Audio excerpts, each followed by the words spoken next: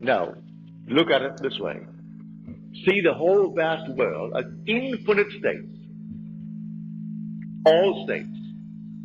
If they're all states, and you are an immortal being, you're not a state, you are immortal.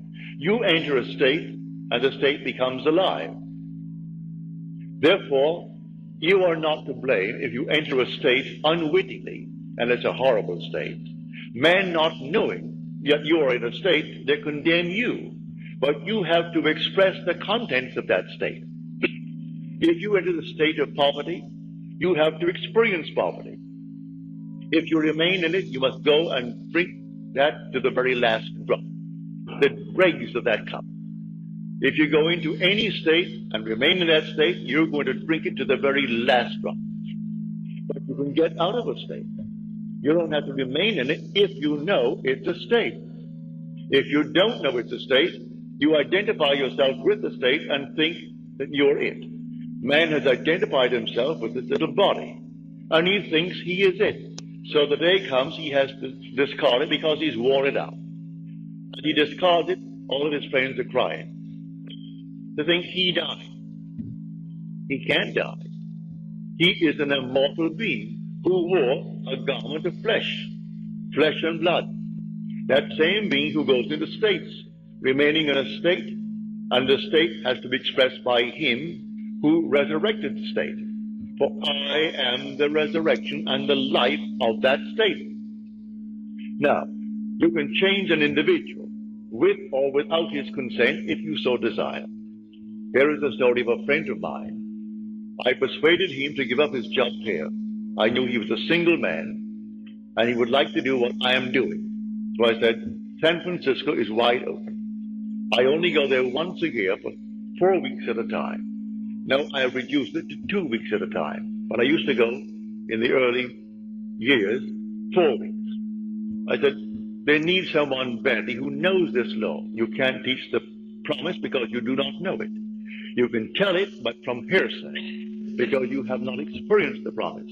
But you do know the law. And you are presentable, you are a gentleman, you go there, I will not give you any money. But I will give you my mailing list of 500. It's a live list. And you send out my list. When I go, I will tell them that I allowed you to have my list. And I will get behind you in that manner, but not in any other way. You've got to go on faith. Well, he quit his job here. He had seniority for 8 years in the place that he worked. He goes up to San Francisco, and he made arrangements to open. He had a little dog, lovely little dog, and he was walking his dog one afternoon before he opened. And a man came over and greeted him and said, what a nice little dog you have. And then after the usual greetings, he said, can you help me out? I haven't eaten today. I'm out of work. And my friend said, no, I have no money. But I will do what I can, but I can't give you any money. The man couldn't quite understand that. You can't give me money. What else could you do? My friend did not move one step after he said no to the request. The man went on. He remained there until he imagined that man in his presence, gainfully employed, happy in the job, and standing on his own feet. That was taken the story in the book of Acts, when a man came to John and Peter, and he could not stand on his own feet, and he was begging at the temple door. And Peter said, gold and silver have I not for thee, but such as I have give I unto you. Rise and walk. And he rose and walked. It doesn't mean a cripple jumped up and walked. That's an entire different structure that I do know is possible when you wear the garment of God. You couldn't come into the presence of anyone as a cripple.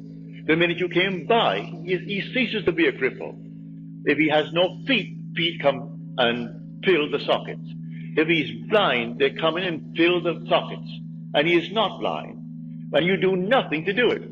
No compassion. You simply are so perfect that nothing imperfect can remain in your presence. But in this case, on this level, no one is actually going to jump up from the crippled state and start walking.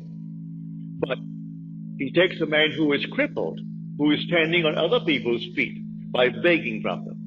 Well, a month later, He was walking his dog and he saw this man and he crossed the street. The man crossed the street and came over to him. He said, I don't suppose you remember me. He said, oh, yes, I do.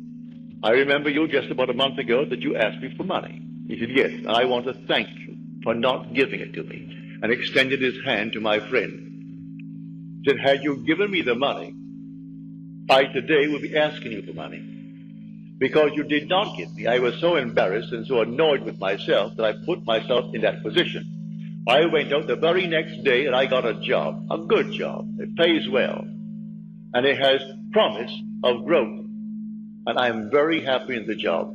So again, let me thank you for not giving me the money. He put the man on his own feet by representing him to himself as one gainfully employed. That's what I'm talking about when I tell you the all states. He took him out of one state and put him in another state. The man who is in the new state is the same man. You are an immortal being. You are changing only when you fall into a state. And others who knew you well in one state think, what has happened to him? You either go up or you go down. If they see a radical change, and they wonder, what has happened to him? He is affluent, he is this, he is that, or what has happened to him? He used to be, look at him now. And not a thing changed with the immortal being who occupies the state, other than the state. He changed the state. Man, not knowing that, he condemns the state. When it's not the being that you're looking at a state. So God forgives everyone. He justifies everyone because he knows they're only in states. And the Lord created all these states. These are the states. So that's what Blake meant when he said, I do not consider the just or the wicked to be in a supreme state, but to be every one of them states of the sleep, which the soul may fall into in its deadly dreams of good and evil. When it left paradise, following the serpent,